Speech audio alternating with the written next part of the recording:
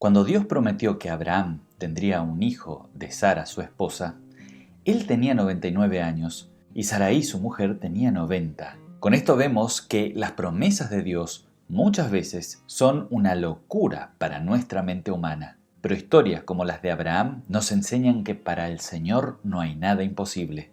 En este video nos centraremos en los sucesos de Génesis capítulo 17.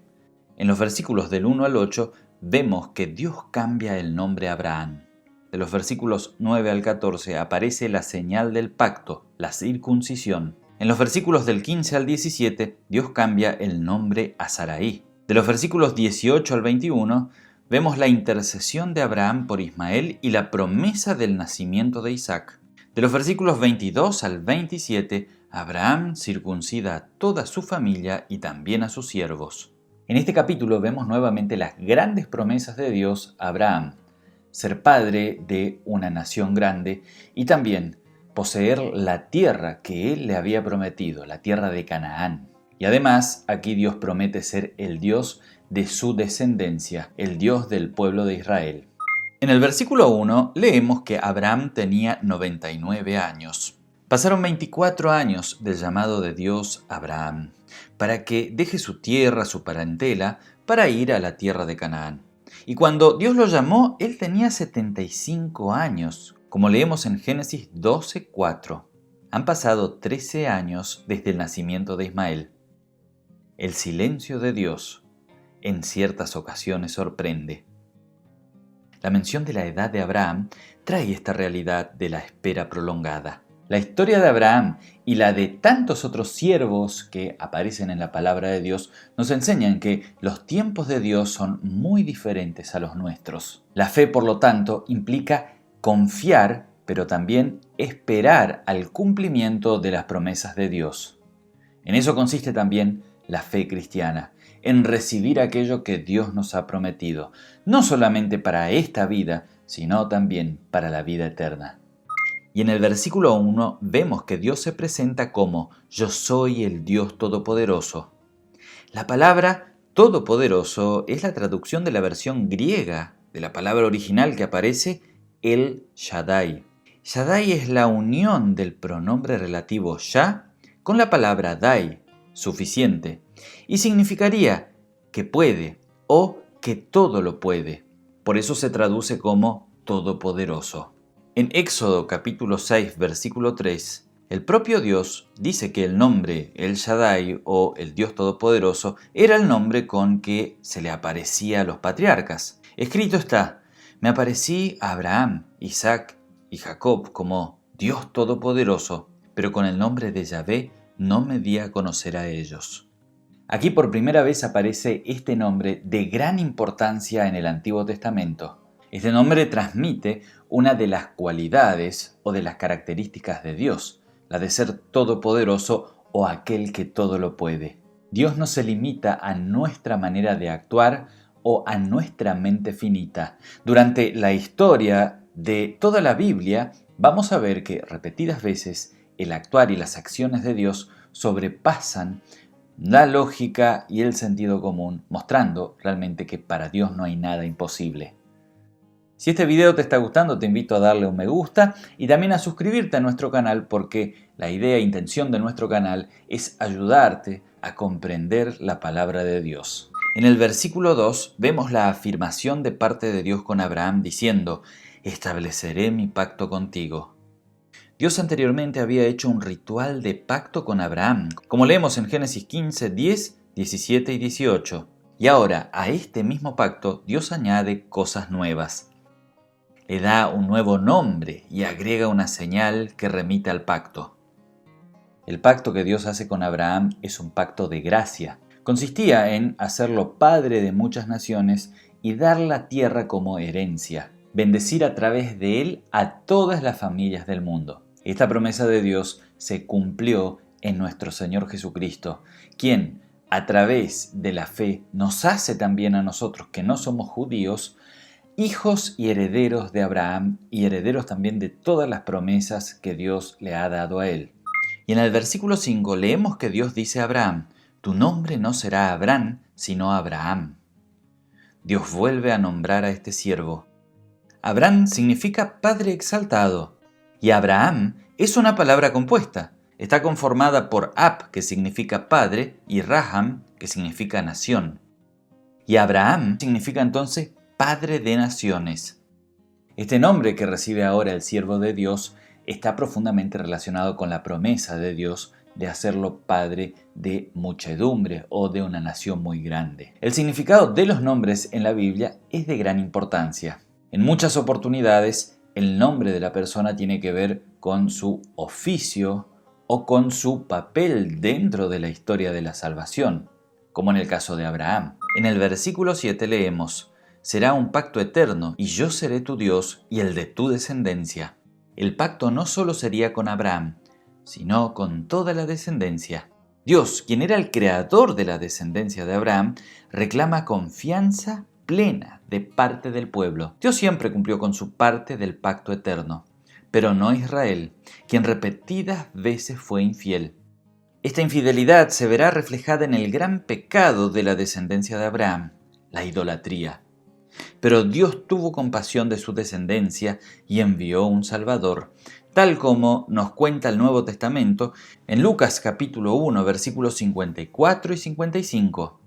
Socorrió a su siervo Israel y se acordó de su misericordia, de la cual habló a nuestros padres, con Abraham y con su descendencia para siempre. Cristo vino a cumplir este pacto de la ley, y Él estableció también un nuevo pacto basado en su propia sangre, es decir, en su propio sacrificio por nuestros pecados. En el versículo 8 leemos: «A ti y tu descendencia les daré toda la tierra que habitas». Abraham no recibió esta tierra como herencia en esta vida, pero la recibirá junto con los creyentes de todos los tiempos en la resurrección de la carne, en la vida eterna. Su descendencia, sin embargo, disfrutó del cumplimiento de esta promesa luego que Dios los liberó de la esclavitud. Así también nosotros, herederos de Abraham por la fe, debemos estar tranquilos y seguros de que Dios nos dará a nosotros la tierra prometida. No se trata específicamente de la tierra de Canaán, sino del cielo nuevo y la tierra nueva que aparecen como una nueva promesa dentro de las Escrituras en diferentes partes. Isaías 66, 17 a 18 dice: «Fíjense bien, ya estoy creando nuevos cielos y nueva tierra. De los primeros nadie volverá a acordarse, ni los traerá más a la memoria. Al contrario, ustedes se alegrarán y se regocijarán siempre en lo que voy a crear». En el versículo 9 leemos: «Tú por tu parte guardarás mi pacto, tú y tu descendencia por sus generaciones». Este pacto debía ser guardado y cumplido, pero como se menciona en muchas partes de las Escrituras, el pueblo fue rebelde y no cumplió este pacto. Por eso Dios les quitó la posesión de la tierra. Tú has actuado con justicia en todo lo que nos ha sucedido, porque tú haces todo con rectitud. Nosotros, en cambio, hemos hecho lo malo. Por eso hoy vivimos como esclavos de otros. Somos esclavos en nuestra propia tierra, la tierra que prometiste a nuestros antepasados, para que disfrutaran de sus productos. Por gracia, nosotros no vamos a recibir la tierra como herencia por nuestro buen comportamiento, sino porque nuestro Señor Jesucristo nos ganó un lugar allí. Por gracia. Él cargó sobre sí la maldición por el incumplimiento nuestro, y con su sacrificio nos abrió las puertas de la eternidad. Y esto verdaderamente es una gracia y una gran bendición de nuestro Señor para nosotros, para que no solo podamos vivir en paz en esta vida, sino que podamos también morir en paz, seguros de que nos espera la vida eterna. En el versículo 10 aparece la señal del pacto. Dice así: «Todo varón entre ustedes será circuncidado». Aquí Dios establece una nueva señal, un nuevo pacto. El arco iris fue la primera señal en un pacto. La otra que nos presenta Génesis es la circuncisión. Mediante la eliminación del prepucio, los varones recibirán una señal visible de la promesa de Dios. Este acto externo también exigía un corazón que confía plenamente en el Señor. Así dice Deuteronomio 30, versículo 6. El Señor tu Dios circuncidará tu corazón y el corazón de tu descendencia para que lo ames con todo tu corazón, con toda tu alma y tengas vida. Y Gálatas 5:6 dice así: porque en Cristo Jesús nada valen la circuncisión ni la incircuncisión, sino la fe que obra por el amor. Esta señal, la de la circuncisión, implicaba derramamiento de sangre. Esto apunta finalmente a la sangre que derramará la simiente santa, nuestro Señor Jesucristo. Con el sacrificio de Cristo, el pacto de la circuncisión llega a su fin porque tiene su cumplimiento allí.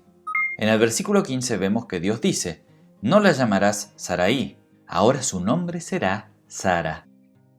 Así como Abraham recibió un nuevo nombre, también lo recibe su esposa. Sara, el nuevo nombre de la esposa de Abraham, significa princesa. Esta es una referencia a que será la madre de un linaje real, de donde vendrían grandes reyes. Entre ellos el Rey de Reyes, como lo profetiza Isaías. Isaías 9, versículos 6 y 7 dicen así: sobre sus hombros llevará el principado, y su nombre será Consejero Admirable, Dios Fuerte, Padre Eterno y Príncipe de Paz. La extensión de su reino y la paz en él no tendrán límite.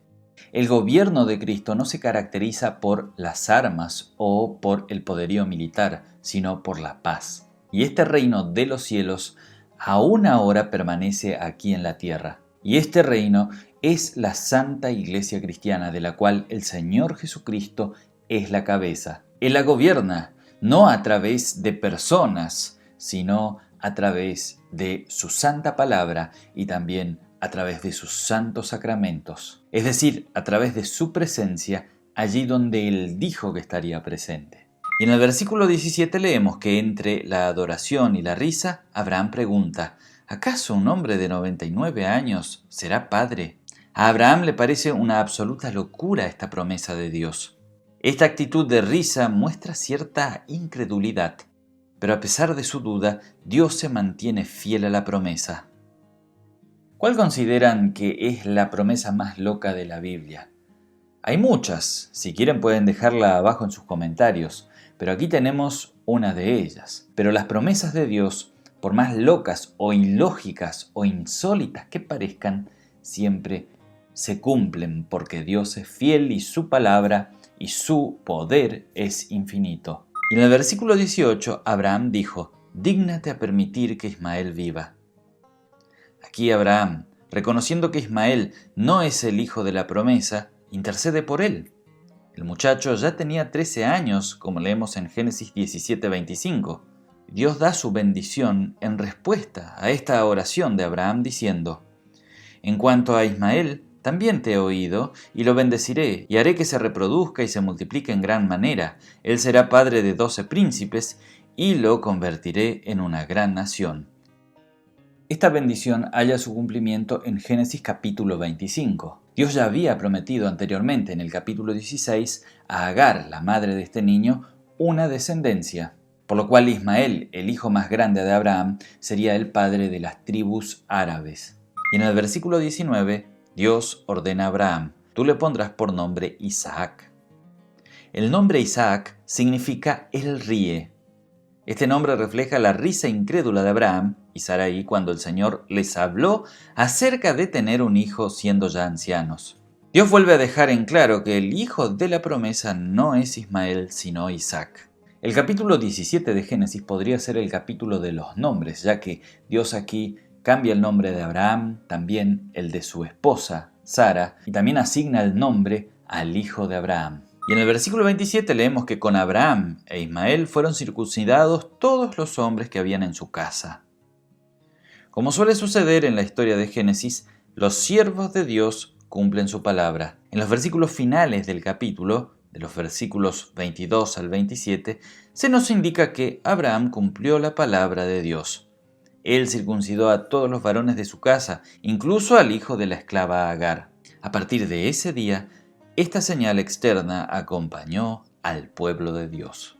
Aquí vemos nuevamente esta dinámica del libro de Génesis en donde siempre los siervos de Dios, al final de cada capítulo, cumplen y responden con fe y confianza, haciendo lo que el Señor pide. Abraham, como buen siervo de Dios, circuncida a todos los varones de su casa, incluyendo también a Ismael. Espero que esta explicación haya sido de bendición para la vida de ustedes. Que Dios los bendiga.